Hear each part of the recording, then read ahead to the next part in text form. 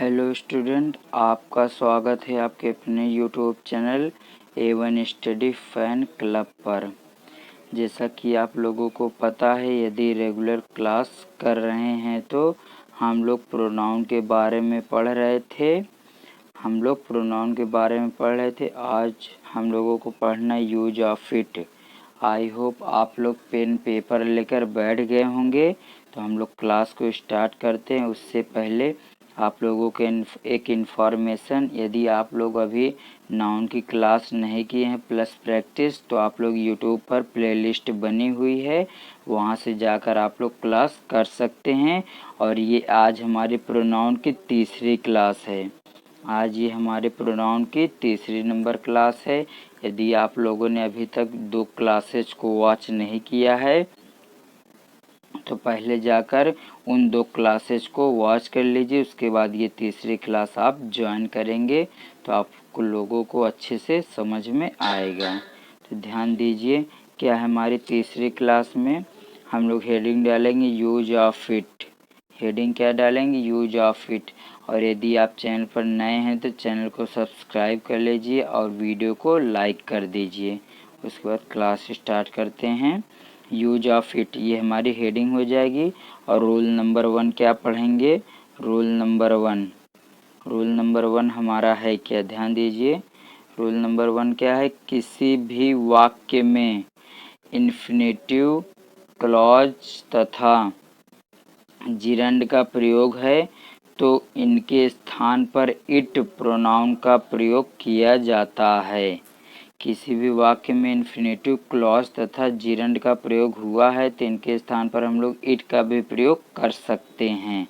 जैसे ध्यान दीजिए, इन्फिनेटिव क्या होते हैं? इन्फिनेटिव हमारे क्या होते हैं? इन्फिनेटिव हम बोलते हैं वर्ब की फर्स्ट फॉर्म के पहले किसका प्रयोग हो जाए? टू का प्रयोग हो जाए, उसे हम लोग क्या कहते हैं? इन्फिनेटिव। और क्लॉज हमारा क्या होता है? जिसमें सब्जेक्ट वर्ब ऑब्जेक्ट हो, ये हो गया हमारा क्लॉज। अब देखिए जिरंड किसे कहते हैं? ध्यान दीजिए, हम लोग जिरंड किसे कहते हैं? जिरंड जो शब्द होता है, ये जिरंड हमारा होता है वर्ब की फर्स्ट फॉर्म प्लस आईएनजी। ये हमारा क्या होता है? जिरंड होता है। तो यदि इन्फिनेटिव की बात करें तो हमारा वर्ब की फर्स्ट फॉर्म के पहले टू का प्रयोग हुआ है, इन्फिनेटिव बन जाएगा। या इसका दूसरा नाम होता है पार्टिकल। और जिरंड का दूसरा नाम वर्बल नाउन होता है। तो जिरंड की बात करें तो वर्ब की फर्स्ट फॉर्म के बाद क्या लग जाएगा? आईएनजी। तो आई होप आप लोगों को समझ में आ गया होगा। तो ध्यान दीजिए, यहाँ से हम लोग क्या देखेंगे? ये तो हमारा रूल हो गया। एग्जाम्पल देख लीजिए, एग्जाम्पल क्या है? ध्यान दीजिए, जैसे पहला एग्जाम्पल हमारा है क्या? टू प्ले इज यूजफुल, मतलब खेलना उपयोगी है। यूजफुल मतलब क्या? तो उपयोगी, इज मतलब है और टू प्ले मतलब खेलना। तो जैसे हम लोग यहाँ पर लिखें टू प्ले इज यूजफुल, खेलना उपयोगी, ये सेंटेंस हमारा राइट है। तो इसी के स्थान पर हम लोग क्या लिख सकते हैं? इट का प्रयोग कर सकते हैं। It is useful to play, या खेलना इम्पॉर्टेंट है। तो ये हो गया। उसके बाद इसके स्थान पर इट लिख दिए, इज यूजफुल। उसके बाद टू प्ले को हम लोग कहाँ ला दिए? लास्ट में लिख दिए। तो आई होप आप लोगों को समझ में आ रहा होगा, क्योंकि जो इट है यहाँ पर ये क्या हमारा इंट्रोडक्टरी सब्जेक्ट है। इट होता क्या है? यदि हम इट की बात करें तो इट हमारा होता है इंट्रोडक्टरी सब्जेक्ट होता है, इट और देयर। बट हम लोगों को पढ़ना क्या है? इट के बारे में। तो ध्यान दीजिए, हम लोग जहाँ पर इन्फिनेटिव का प्रयोग किए वहाँ पर हम लोग इट का भी प्रयोग कर सकते हैं। तो आई होप आप लोगों को समझ में आ रहा होगा। नोट पॉइंट में लिखना हो तो आप लोग सकते हैं कि यहाँ पर दोनों वाक्य सही है, परंतु हम इन्फिनेटिव के स्थान पर इट का यूज भी कर सकते हैं। तो आइए आगे बढ़ते हैं हम लोग। ध्यान दीजिए, आप लोग चाहें तो इसका स्क्रीनशॉट ले सकते हैं। उसके बाद आइए और एग्जाम्पल देखते हैं हम लोग आगे। और एग्जाम्पल हमारा है क्या? ध्यान दीजिए, आगे एग्जाम्पल हमारा है क्या? यहाँ पर देखेंगे आगे एग्जाम्पल हमारा क्या है? इट इज सेड, या कहा जाता है दैट कि ही इज नॉटी, वह शरारती है, या कहा जाता है कि वह शरारती है। ठीक, आगे ध्यान दीजिए, it is very fearful of flying. ठीक, ये भी हमारा सही हो गया। Flying is very fearful, flying is very fearful मतलब उड़ना बहुत खतरनाक है। तो यहाँ पर देखिए क्या लिखा है, ये हमारा क्या है, जिरंड। यहाँ पर लिखा गया है ना, ये क्या है, जिरंड। ध्यान दीजिए, फ्लाइंग हमारा क्या है, जिरंड है, और इसके स्थान पर हम लोग क्या प्रयोग कर लिए, इट इज का प्रयोग कर लिए हैं, और it is fearful of flying. तो आई होप आप लोगों को समझ में आ रहा होगा। नॉर्मल सी बात है, यदि इन्फिनेटिव है या क्लॉज है या हम मान सकते हैं जिरंड है, तो इसके स्थान पर हम लोग इट का प्रयोग कर सकते हैं। आई होप आप लोग समझ में आ गया होगा। उसके बाद ये दूसरा इम्पोर्टेंट रूल हमारा क्या है, ध्यान दीजिए। दूसरा इम्पोर्टेंट रूल हमारा है क्या, इधर देखते हैं, इधर ध्यान दीजिए आप लोग। टेम्परेचर तापमान, वेदर मौसम, डिस्टेंस दूरी, टाइम समय, नेचुरल फेनोमेनन, नेचुरल फेनोमेनन में प्राकृतिक घटनाएं, ये हम लोग नाउन में भी पढ़ चुके हैं। एनिमल्स मतलब पशुओं, नॉन लिविंग थिंग्स निर्जीव वस्तु, बेबी शिशु जिसे बच्चा बोलते हैं, कंट्रीज में देशों, तो इन सब के साथ भी हम लोग इट का प्रयोग कर सकते हैं या करते हैं। ध्यान दीजिए, ये सब आप लोग नोट कर लीजिए, बहुत ही इम्पोर्टेंट टॉपिक चल रहा है हमारे यूज ऑफ इट। जितने भी टॉपिक यहाँ पर लिखा हुआ है ये सब आप चाहें तो इसे नोट कर सकते हैं, आप चाहें तो इसका स्क्रीनशॉट भी ले सकते हैं। उसके बाद आगे बढ़ते हैं, ध्यान दीजिए क्या है आगे हमारा,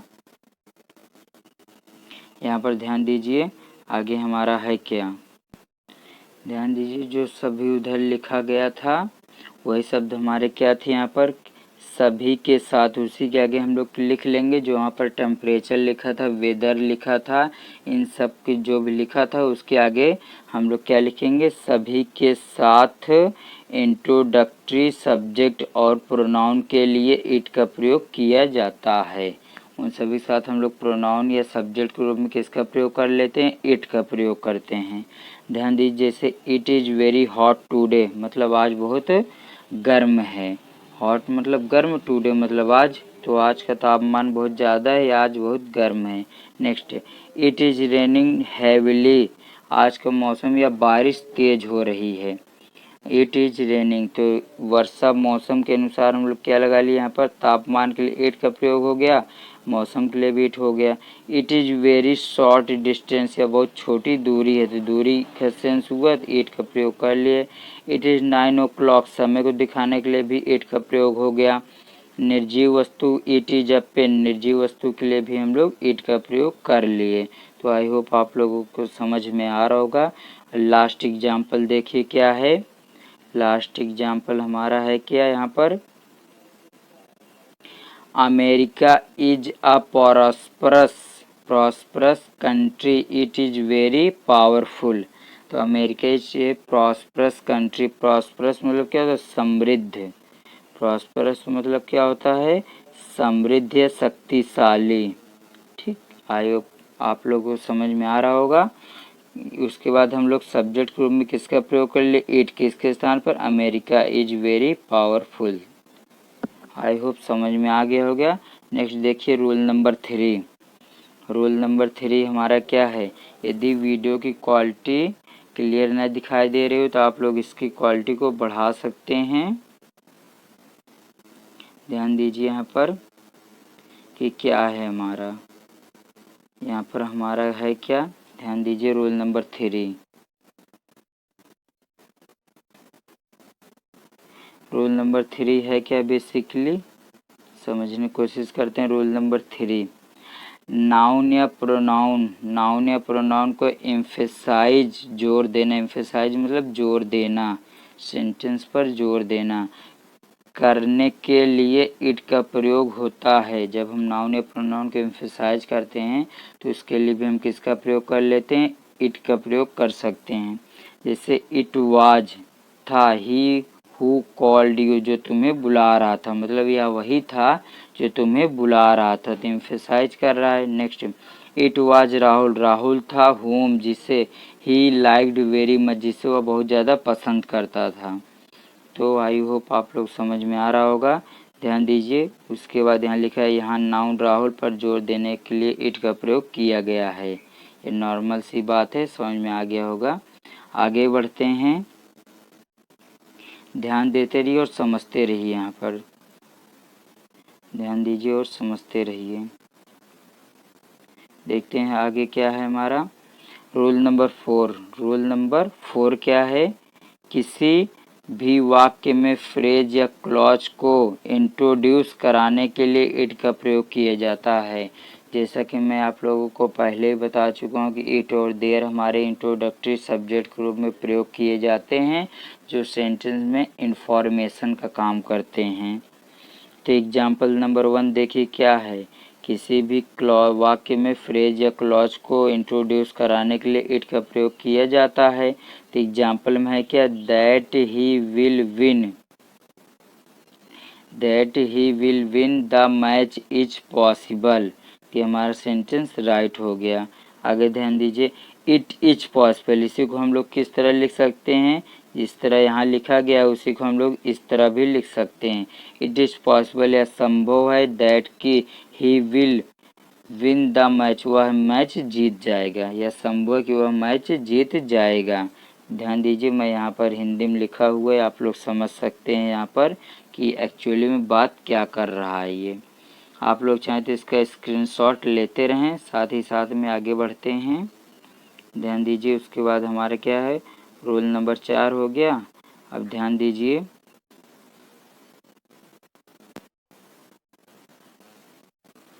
आगे ध्यान दीजिए क्या है हमारा? Personal pronoun. पहला नंबर डाल लेंगे पर्सनल प्रोनाउन, पुरुषवाचक सर्वनाम। इसी के साथ ही साथ हम लोग पढ़ते आगे चले जाएंगे।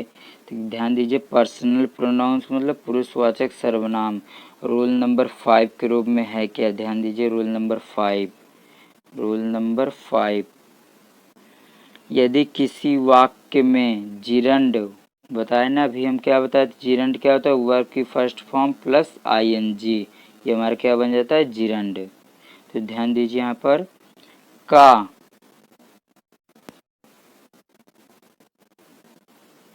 प्रयोग हुआ है तो उसके बाद प्रोनाउन के ऑब्जेक्टिव केस का प्रयोग होता है।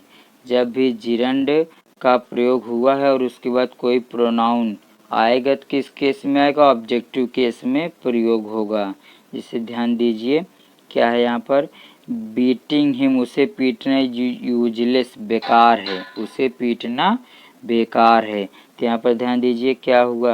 यहाँ पर ये हमारा क्या हो गया? जिरंड हो गया, और उसके बाद आया क्या है? ये हमारा हो गया जिरंड, उसके बाद ये ऑब्जेक्टिव केस आ गया, मतलब सही है। आगे ध्यान दीजिए, अगर इस तरह लिखें तो बीटिंग ही इज यूजलेस, ये हमारा रॉन्ग हो जाएगा। तो समझते रहिए और आगे बढ़ते रहिए। दूसरा एग्जाम्पल देख लीजिए क्या है हमारा। दूसरा एग्जाम्पल क्या है? यहाँ पर ध्यान दीजिए, एक्सप्लेनिंग मतलब विस्तार करना, देम उन्हें, इज नेसेसरी मतलब उन्हें समझाना है, उन्हें विस्तार रूप से कुछ चीज़ बताना है, इम्पॉर्टेंट है। नेसेसरी मतलब आवश्यकता या ज़रूरी है। ध्यान दीजिए, सही हो गया। ये क्या? जिरंड है हमारा, उसके बाद फिर ये क्या आ गया? हमारा ऑब्जेक्टिव केस, मतलब सही है। उन्हें समझना या समझाना आवश्यक है, एक्सप्लेनिंग दे, ये हमारा रॉन्ग हो जाए, क्योंकि इसके बाद क्या आना चाहिए? जिरंड, सॉरी ऑब्जेक्ट आना चाहिए। रूल नंबर 6 देखते हैं हम लोग। रूल नंबर 6 क्या है हमारा?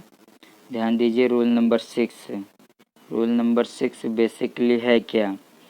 रूल नंबर 6 आप लोग लिखेंगे, ध्यान दीजिए, किसी भी वाक्य में लेट का प्रयोग होने पर इसके बाद प्रोनाउन के ऑब्जेक्टिव केस का प्रयोग होता है। क्योंकि लेट हमारा किसकी तरह यूज किया जाता है? वर्ब की तरह। तो वर्ब के बाद हमारा क्या आ जाता है? ऑब्जेक्ट आ जाता है। तो आई होप आप लोग समझ में आ रहा होगा। वर्ब के बाद जैसे सब्जेक्ट वर्ब ऑब्जेक्ट, उसी तरह लेट हमारा वर्ब का काम करता है, उसके बाद क्या आ जाता है? ऑब्जेक्ट। तो क्या? लेट मी गो नाउ, मुझे अब जाने दो, मुझे अब जाने दो। तो लेट क्या? वर्ब के रूप में, और ये मी ऑब्जेक्ट हो गया, मतलब सेंटेंस राइट हो गया। लेट आई गो, ये तो रॉन्ग है। दूसरा एग्जांपल देख लीजिए, let him tell, let him tell. तो आइए आगे देखते हैं इसका। ठीक, आगे ध्यान दीजिए। लेट हिम टेल मतलब उसे बताने दो, उसे बताने, लेट वर्ब उसके बाद ये ऑब्जेक्ट आ गया, ये सेंटेंस हमारा राइट हो गया। अब हम लोग इसके आगे से नेक्स्ट क्लास में पढ़ेंगे। आप लोग यहाँ तक रिवीजन कर लीजिएगा और नोट्स साथ ही साथ में बनाते रहिए। यदि आप लोगों को वीडियो अच्छा लगा हो तो वीडियो को फटाक से लाइक कर दीजिए और अपने दोस्तों के साथ शेयर कर दीजिए, और चैनल पर नए हैं तो चैनल को सब्सक्राइब कर लीजिए और अपने दोस्तों को भी बोलिए कि चैनल को सब्सक्राइब कर लें, ताकि डेली बेसिस पर वीडियो की नोटिफिकेशन मिलती रहे। तो मिलते हैं अब नेक्स्ट वीडियो में, तब तक के लिए धन्यवाद।